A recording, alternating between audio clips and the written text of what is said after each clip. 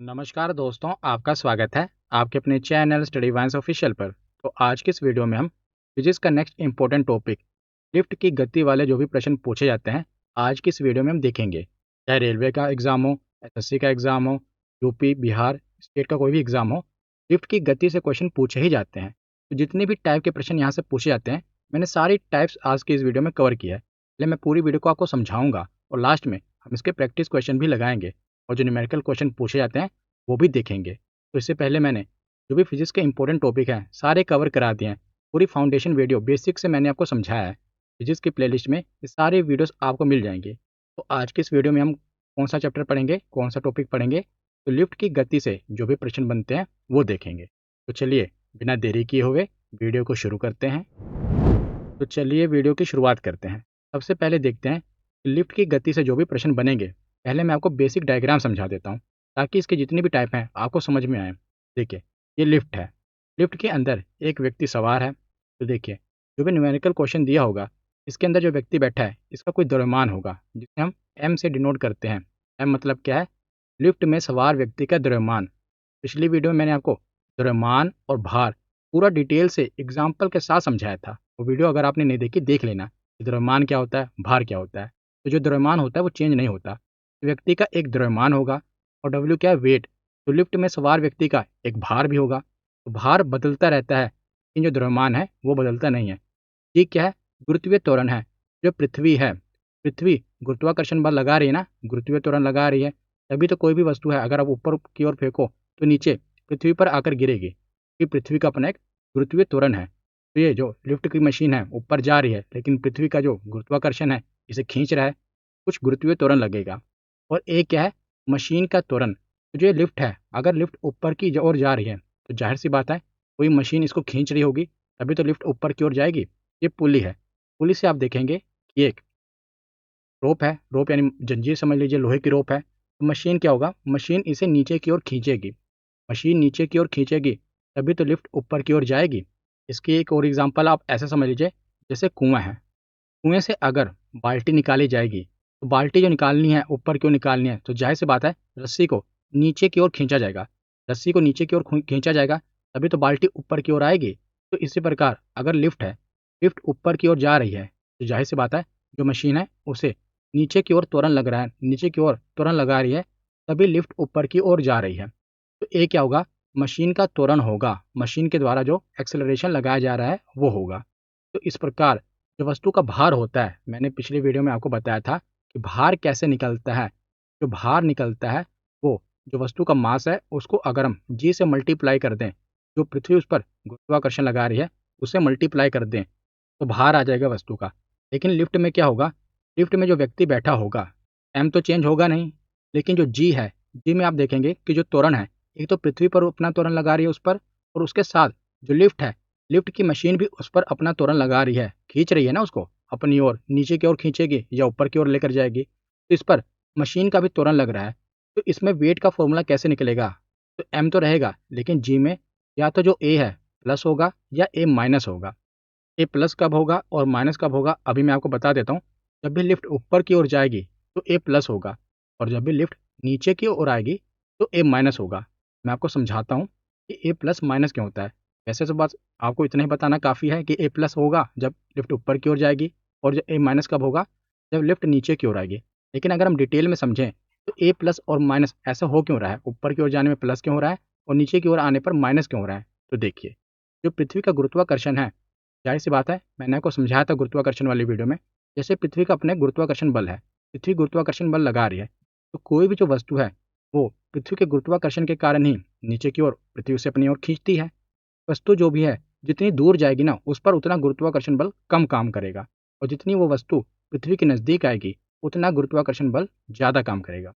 तो गुरुत्वाकर्षण बल ज़्यादा कब काम करेगा? जब वो नज़दीक आएगी, और गुरुत्वाकर्षण बल कम कब काम करेगा? जब वो दूर जाएगी। तो यहाँ पर आप देखिए, लिफ्ट अगर ऊपर की ओर जा रही है तो जो गुरुत्वाकर्षण ए है प्लस हो रहा है।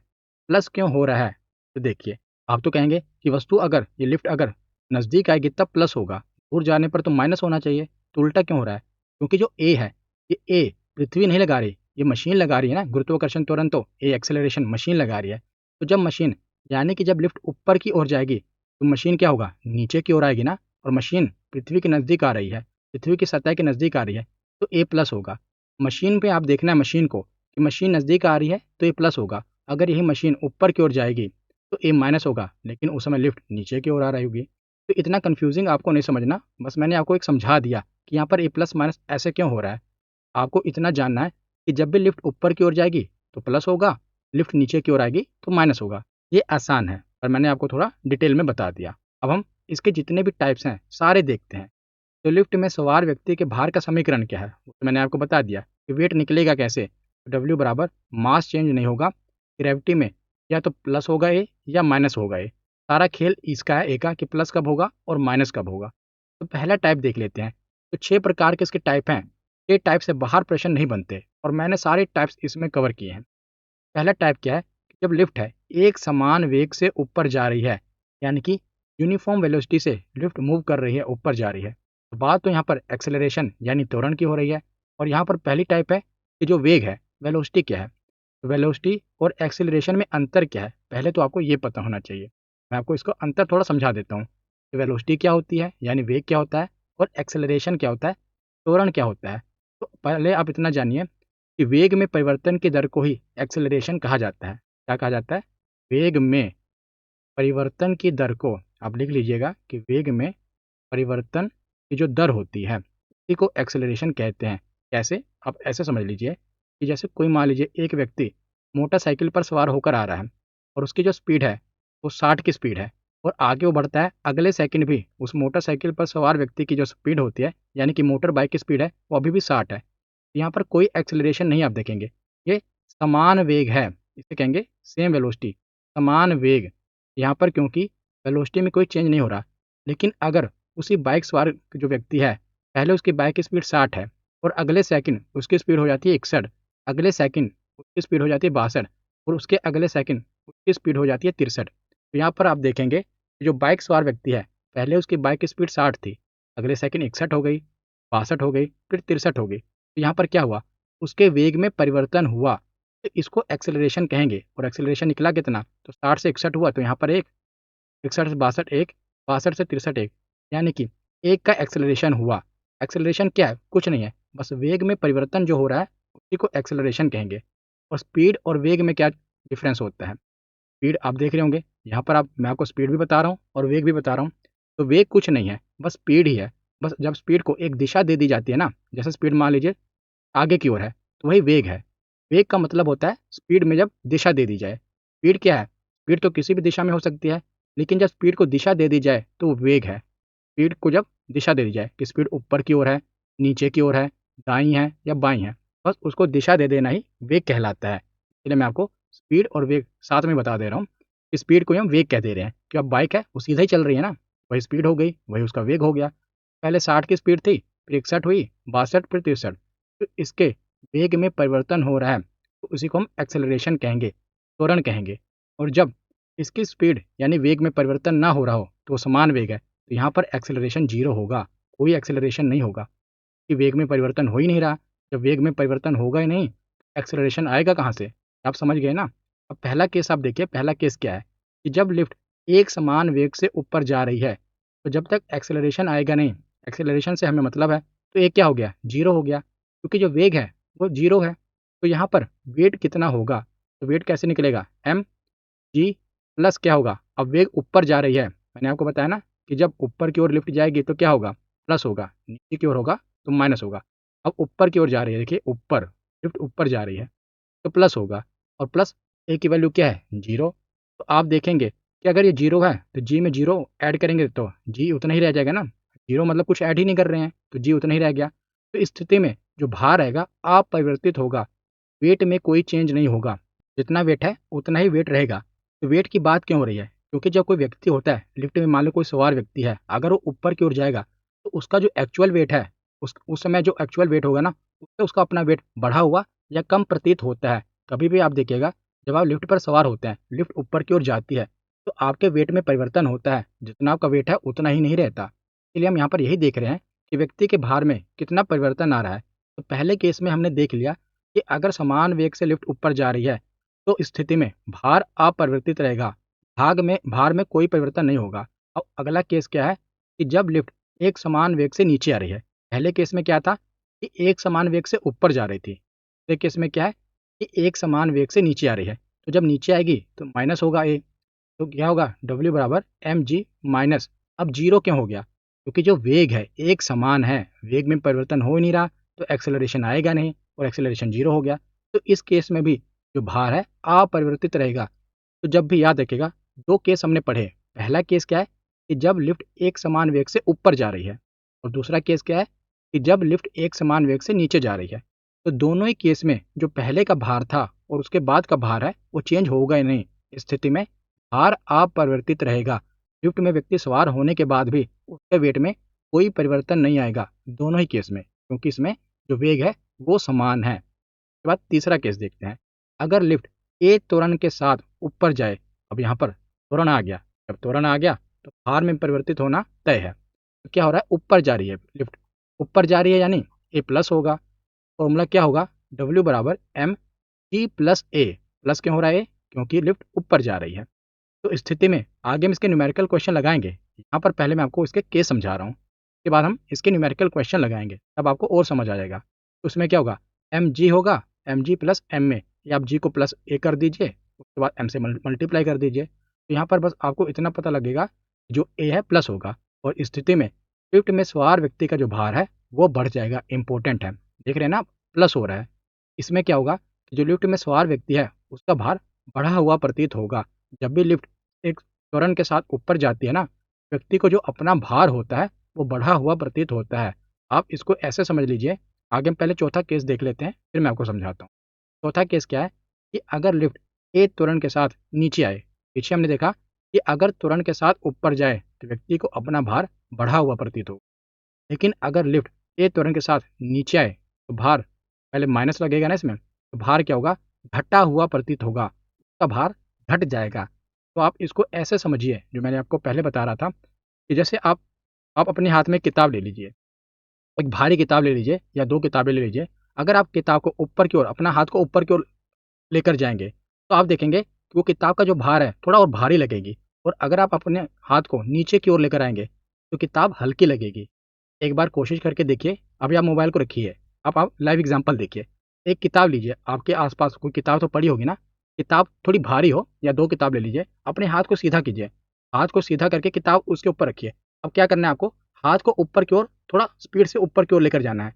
आपको क्या लगेगा, आप देखेंगे किताब आपको हल्की सी भारी लगेगी। अब वही सेम आपको क्या करना है, हाथ को नीचे की ओर लेके आना है। आप देखेंगे आसानी से आप हाथ नीचे की ओर ले आ रहे हैं, आपको वही किताब हल्की प्रतीत हो रही है, क्योंकि जब नीचे की ओर लेकर आ रहे हैं, पृथ्वी के गुरुत्वाकर्षण की तरफ आप लेकर आ रहे हैं। पृथ्वी का गुरुत्वाकर्षण बल भी लग रहा है, लेकिन ऊपर की ओर जा रहे हैं तो पृथ्वी के गुरुत्वाकर्षण के विपरीत आप लेकर जा रहे हैं, तो भारी प्रतीत हो रही है। तो इस स्थिति में क्या होगा कि जब भी एक त्वरण के साथ कोई वस्तु ऊपर की ओर जाएगी तो भारी प्रतीत होगी, नीचे की ओर आएगी तो भार जो होगा हल्का प्रतीत होगा। यह इसका एग्जाम्पल है। अब आगे चलते हैं, पांचवा केस देखते हैं कि अगर लिफ्ट का रस्सा टूट जाए, लिफ्ट है ऊपर की ओर जा रही है एक रस्सी की सहायता से, मशीन उसे खींच रही है, अगर ये रस्सा ही टूट जाए, रोप ही टूट जाए, तो क्या होगा? तो इस समय क्या होगा, जो त्वरण है वो तो खत्म हो गया, क्योंकि अब इसका मशीन के साथ कनेक्शन ही टूट गया ना, यही इसको त्वरण लगा रही है, कनेक्शन टूट गया। अब ये क्या हो गया, ये पृथ्वी का जो गुरुत्वाकर्षण है उसके बराबर हो गया, ए इक्वल टू जी हो गया ना। अब जी में आप कैसे हो गया समझ रहे हैं ना, जैसे देखिए ये लिफ्ट है, लिफ्ट को ये रस्सी खींच रही है, यहाँ पर मशीन है, मशीन त्वरण लगाती है, लेकिन जब रस्सी का कनेक्शन ही मशीन से टूट गया तब तो त्वरण खत्म हो गया। अब तो जो पृथ्वी का गुरुत्वाकर्षण बल है वही काम कर रहा है ना, ये मशीन का त्वरण तो खत्म हो गया। तो ए इक्वल टू क्या हो गया, जी हो गया। तो यहाँ ए की वैल्यू क्या होगी, जो जी की वैल्यू है वही हो जाएगी। तो इस स्थिति में क्या होगा कि जो लिफ्ट सवार व्यक्ति है इसको अपना भार शून्य महसूस होगा, इसको लगेगा कि इसका भार है ही नहीं। जैसे अचानक से रस्सी टूट जाएगी तो व्यक्ति, जो सवार व्यक्ति होगा उसमें लिफ्ट में, उसको अपना भार शून्य महसूस होगा, जीरो महसूस होगा। ये पांचवा केस है। और छठा केस क्या है कि अगर एक्सेलरेशन की जो स्पीड है, त्वरण की जो स्पीड है, वो जी की स्पीड से भी ज़्यादा हो जाए, यानी जो पृथ्वी का गुरुत्वाकर्षण की स्पीड है उससे भी ज़्यादा, जो मशीन उस पर त्वरण लगा रही है उससे भी ज़्यादा उसकी स्पीड हो, तब क्या होगा? तो इस स्पीड में अगर लिफ्ट नीचे जा रही हो तो क्या होगा? तो देखिए, अगर ए की स्पीड ज़्यादा हो जाएगी तो जी से वो माइनस होगा, माइनस होगा क्योंकि लिफ्ट नीचे की ओर जा रही है तो ये माइनस होगा। तो इस स्थिति में क्या होगा, इस स्थिति में लिफ्ट में सवार व्यक्ति लिफ्ट की छत से टकरा जाएगा। यानी कि जो व्यक्ति लिफ्ट में सवार है ना, अगर जो मशीन उसे खींच रही है वो ग्रेविटी से भी ज़्यादा स्पीड से खींच ले तो क्या होगा, ये व्यक्ति है इसका सिर लिफ्ट से जाकर टकरा जाएगा। याद रखिएगा, 6 केस हैं जहाँ से एग्जाम में प्रश्न पूछे जाते हैं और मैंने आपको 6 के 6 केस बता दिए। अब इनके एक बार हम न्यूमेरिकल क्वेश्चन देखते हैं जो पूछे जाते हैं। पहला न्यूमेरिकल क्वेश्चन देखिए क्या है कि 200 किलोग्राम की एक महिला का लिफ्ट में भार क्या होगा जब लिफ्ट 5 मीटर प्रति सेकंड स्क्वायर से ऊपर जाए। तो देखिए यहाँ पर दिया क्या क्या गया है। तो 200 किलोग्राम की महिला, आपको पता है किलोग्राम क्या होता है, मास दिया होता है। किलोग्राम मास का ही मात्रक है ना, किलोग्राम जो द्रव्यमान होता है वो किलोग्राम में मापा जाता है और जो भार होता है वो न्यूटन में मापा जाता है। तो जो मास है कितना दिया है, 200 kg मास है और एक्सेलरेशन कितना दिया हुआ है, तो 5 मीटर प्रति सेकंड स्क्वायर इसका एक्सेलरेशन दिया हुआ है। और जी हमको पता है कि हम 10 मान के चलते हैं और हमें पता क्या करना है कि व्यक्ति का भार ऊपर जाने पर कितना होगा। तो डब्ल्यू निकलेगा कैसे, तो एम जी। अब यहाँ पर प्लस होगा कि माइनस होगा, लिफ्ट कहाँ पर जा रही है, तो लिफ्ट ऊपर जा रही है। जब लिफ्ट ऊपर जाएगी ए प्लस होगा। अब इसे हमें निकालना है। तो मास कितना है 200, जी की वैल्यू है 10, एक्सेलरेशन है 5। तो 200 गुना कितना हो जाएगा, 10 जमा 5 15, तो 3000 न्यूटन उसको अपना भार महसूस होगा। जो व्यक्ति है उसको लगेगा, उसका भार कितना हो जाएगा, 3000 न्यूटन उसको अपना भार लगेगा। याद रखिएगा, इस प्रकार इस सम को सोल्व करना है। अब जैसे अगला प्रश्न है कि सेम महिला अगर उसी लिफ्ट से उतने ही त्वरण से नीचे जाए तब आप देखेंगे। अब आप देखिए, सेम केस देख रहे हैं पिछले वाले केस से, इसको आपको पता चलेगा, एक और चीज़ पता चलेगी वो मैं आपको बताता हूँ। पहले आप देखिए, मास कितना है 200 kg, ए कितनी है 5 मीटर प्रति सेकंड स्क्वायर और जी आपको पता है 10 होता है। तो डब्ल्यू निकालिए, एम जी। अब प्लस होगा कि माइनस, लिफ्ट नीचे आ रही है तो माइनस ए। तो एम कितना है 200, जी 10 और ए कितना है 5। तो 200 10 में से 5 गए कितना हो गया 5, तो 1000 न्यूटन। अब आप देखेंगे सेम महिला है, जब लिफ्ट ऊपर जा रही थी तो कितना आया था, आप देखिए लिफ्ट ऊपर जा रही थी उसका वेट 3000 न्यूटन निकल कर आया था। अब जब लिफ्ट नीचे आ रही है तो उसका वेट 1000 न्यूटन, यानी जब लिफ्ट ऊपर जा रही थी तो उसका वेट 3000 न्यूटन था और जब लिफ्ट नीचे आ रही है तो उसका वेट 1000 न्यूटन है। जबकि हमने मास यानी कि महिला सेम है और जो स्पीड है त्वरण है वो भी सेम है, लेकिन ऊपर नीचे आने पर आप देख रहे हैं कितना परिवर्तन हो गया। ऊपर जाने पर उसको अपना भार 3000 न्यूटन लगा जो कि भारी है, नीचे आने पर उसको अपना भार 1000 न्यूटन लगा जो कि हल्की है, क्योंकि महिला का मास सेम है और त्वरण भी सेम है। लिफ्ट ऊपर गई है और नीचे आई है, इतने में इतना परिवर्तन हो गया। तो इस प्रकार ये प्रश्न पूछे जाते हैं। बाकी मैंने 6 के 6 केस आपको समझा दिए। कोई भी प्रश्न आएगा तो आप बस फॉर्मूला पुट करेंगे, अगर लिफ्ट ऊपर जा रही है प्लस होगा, लिफ्ट नीचे आ रही है माइनस होगा। 2 केस ये हो गए। अगर लिफ्ट सेम वेग में जा रही है यानी त्वरण आ ही नहीं रहा तो क्या होगा, तो भार चेंज होगा नहीं, भार में कोई परिवर्तन होगा नहीं। और 4 केस ये हो गए। 5वां केस क्या है, अगर रस्सी टूट जाए तो भार शून्य हो जाएगा। 6ठा केस क्या है कि एक्सेलरेशन अगर जी से ज़्यादा हो जाए तब क्या होगा, तो व्यक्ति का जो सर है वो टकरा जाएगा क्योंकि एक्सेलरेशन ज़्यादा हो गया। तो ये 6 केस हैं। अब अगला प्रश्न देखिए कि एक लिफ्ट में 6 मीटर प्रति सेकंड स्क्वायर के त्वरण के साथ नीचे आ रही है और उसमें 50 केजी का एक व्यक्ति है, तो इसका द्रव्यमान क्या होगा। द्रव्यमान आपको पता करना है। तो देखिए क्या क्या दिया हुआ है, मास दिया हुआ है 50 केजी और एक्सेलरेशन दिया हुआ है 6। अब आप इसको निकालना शुरू कर देंगे और पहले यहाँ पर देख लीजिए द्रव्यमान पूछा गया है। और मैंने पिछली वीडियो में भी आपको बताया था कि जो द्रव्यमान होता है वो कभी चेंज नहीं होता, भार चेंज होता है, द्रव्यमान चेंज नहीं होता। इसका सही जवाब होगा कि द्रव्यमान चेंज ही नहीं होता है। अब आपको इसको सोल्व नहीं करना, द्रव्यमान पूछा गया तो द्रव्यमान चेंज नहीं होता है। तो यहाँ पर हमारा थ्योरी सेक्शन कंप्लीट होता है। अब हम प्रीवियस ईयर क्वेश्चन देखते हैं। तो पहला प्रश्न है कि लिफ्ट के कुछ त्वरण के साथ नीचे जाने पर किसी व्यक्ति के वजन का क्या होता है। जो लिफ्ट है वो कुछ त्वरण के साथ नीचे जा रही है, लिफ्ट नीचे जा रही है, तो व्यक्ति का जो वजन होगा क्या होगा, उसे घटा हुआ प्रतीत होगा। तो इसका सही जवाब क्या है, ऑप्शन बी घट जाता है। अगला प्रश्न है कि लिफ्ट के निम्न में से इस स्थिति पे होने पर एक व्यक्ति लिफ्ट में भारी महसूस करता है।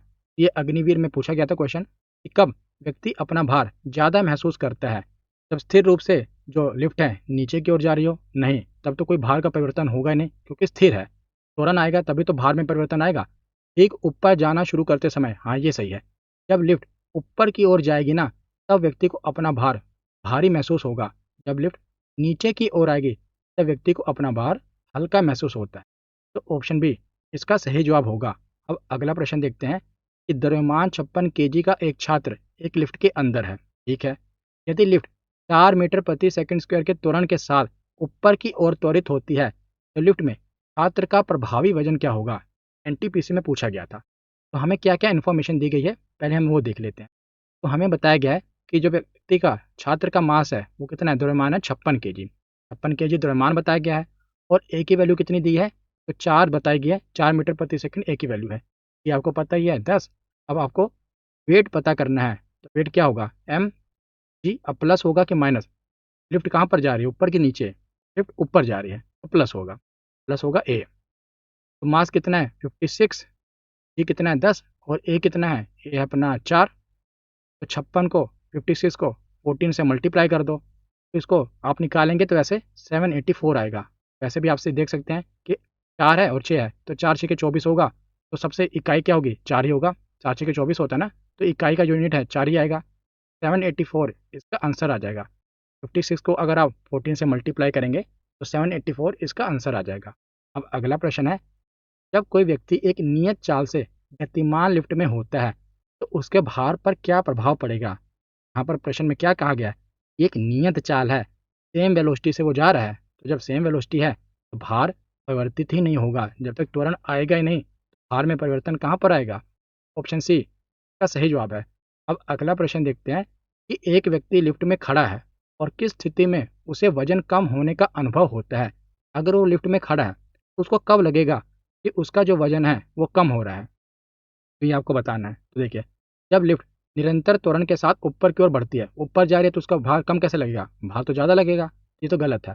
जब लिफ्ट निरंतर त्वरण के साथ नीचे की ओर चलती है, हाँ, जब लिफ्ट नीचे की ओर चलेगी त्वरण के साथ, तब व्यक्ति को अपना भार कम लगेगा। जब ऊपर की ओर जाएगी तो ज़्यादा लगेगा, लिफ्ट नीचे की ओर आएगी तो भार कम लगेगा। तो ऑप्शन बी का सही जवाब है।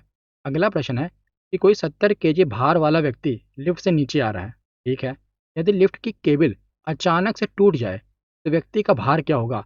अगर लिफ्ट की केबल यानी लिफ्ट की रोप अचानक से टूट जाए तो व्यक्ति का भार शून्य हो जाएगा, व्यक्ति का भार जीरो हो जाएगा, भारहीनता महसूस होगी उसे।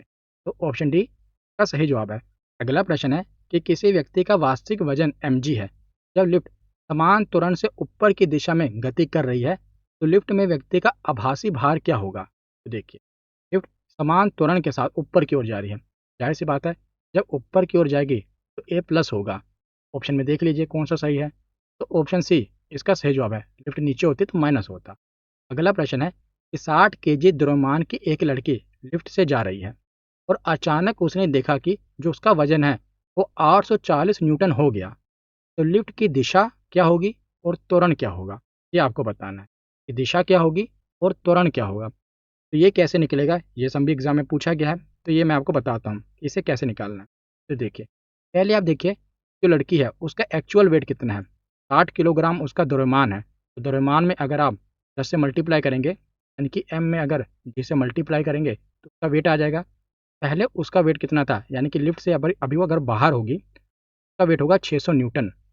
लेकिन लिफ्ट पर चढ़ने के बाद उसे पता चला कि उसका वेट कितना हो गया, 840 न्यूटन। तो वेट क्या हुआ है, बढ़ा है ना। तो वेट बढ़ता कब है, जब लिफ्ट ऊपर की ओर जाती है तभी वेट बढ़ता है। नीचे की ओर आएगी तो लिफ्ट वेट घटेगा। तो यहाँ से हमें ये पता चला कि लिफ्ट ऊपर की ओर जा रही है। ये ऑप्शन तो खत्म हो गया, नीचे की ओर लिफ्ट जा ही नहीं सकती। और ये ऑप्शन भी खत्म हो गया, नीचे की ओर लिफ्ट नहीं जा सकती। अब इन दोनों ऑप्शन में से एक सही जवाब होगा। ऊपर की ओर लिफ्ट जा रही है लेकिन 2 मीटर प्रति सेकंड स्क्वायर के साथ जा रही है या 4 मीटर प्रति सेकंड स्क्वायर के साथ जा रही है, ये अब आपको पता करना। तो अब इस सम को हम सोल्व करते हैं, यहाँ पर सोल्व करके दिखाता हूँ मैं। तो वेट हम कैसे निकालते हैं, W equal to M G. Plus होगा कि माइनस होगा, लिफ्ट ऊपर की ओर जा रही है क्योंकि देखिए वेट बढ़ा है तो प्लस होगा, जी प्लस ए ये होगा। वेट कितना आया है, तो आप देखेंगे वेट में परिवर्तन कितना है, तो 240 न्यूटन का परिवर्तन आया है। और मास कितना दिया हुआ है, तो मास तो चेंज होता ही नहीं, 60 केजी मास दिया हुआ है। अब जी प्लस ए हमें पता करना है कि यहाँ इसकी वैल्यू कितनी आएगी, कितने त्वरण के साथ वो ऊपर की ओर जा रहा है, ये हमें पता करना है। तो देखिए 240 डिवाइड बाय 60 कर दीजिए तो कितना आ गया, 4 आ गया। तो 4 मीटर प्रति सेकंड स्क्वायर के साथ वो जो वस्तु है या जो व्यक्ति है वो ऊपर की ओर जा रहा है। तो इसका सही जवाब क्या होगा, ऑप्शन डी इसका सही जवाब होगा। यहाँ पर हम जी पहले मल्टीप्लाई कर चुके हैं ना, अभी हमने 600 न्यूटन और 840 न्यूटन निकाला था, जो कि 240 आया यहाँ पर कितना आएगा 240 डिवाइड बाय 60, 4 मीटर प्रति सेकंड स्क्वायर इसका आंसर आ जाएगा। अब अगला प्रश्न देखते हैं कि किसी व्यक्ति का वास्तविक वजन mg है और जब लिफ्ट समान त्वरण के साथ नीचे की दिशा में आ रही है तो लिफ्ट में व्यक्ति का आभासी भार क्या होगा। तो लिफ्ट नीचे की ओर आ रही है तो mg माइनस ए हो जाएगा। इसका सही जवाब क्या है, ऑप्शन डी इसका सही जवाब है। अगला प्रश्न है कि एक लिफ्ट में एक व्यक्ति का वास्तविक भार स्पष्ट भार के बराबर है, यानी जैसे उसका पहले जो भार था लिफ्ट में जाने के बाद भी ऊपर या नीचे जहाँ भी लिफ्ट जा रही है तब भी उसका भार बराबर ही है, तब क्या होगा, तो लिफ्ट ऊपर की ओर तेजी से जा रही है तो प्लस हो जाएगा, लिफ्ट नीचे की ओर तेजी से आ रही है तो माइनस हो जाएगा। लिफ्ट एक समान गति में है, हाँ जब लिफ्ट एक समान गति में हो, यूनिफॉर्म वेलोसिटी में हो, तब व्यक्ति का भार बराबर रहता है, चेंज नहीं होता है। इसका सही जवाब क्या होगा, तो इसका सही जवाब होगा ऑप्शन सी। तो अगर आपको हमारी हिस्ट्री की ई बुक बाय करनी है तो आप हमारी वेबसाइट से बाय कर सकते हैं, डिस्क्रिप्शन में इसका लिंक दिया हुआ है। मैंने पूरा इतिहास, चार्ट और डायग्राम, सिर्फ एग्जाम ओरिएंटेड क्वेश्चन ही इसमें कवर किए हैं। पहले मैंने पूरा समझाया हुआ है, पूरा चार्ट और डायग्राम से। इससे बाहर आपको हिस्ट्री देखने को नहीं मिलेगी, चाहे कोई भी एग्जाम हो। और अगर आपको हमारी PDF डाउनलोड करनी है, हमारे टेलीग्राम चैनल को ज्वाइन कर लीजिए, जहाँ से आपको हमारी PDF मिल जाएगी। तो आज की वीडियो यहीं पर ख़त्म होती है। कैसी लगी है वीडियो कमेंट सेक्शन में ज़रूर बताना। धन्यवाद।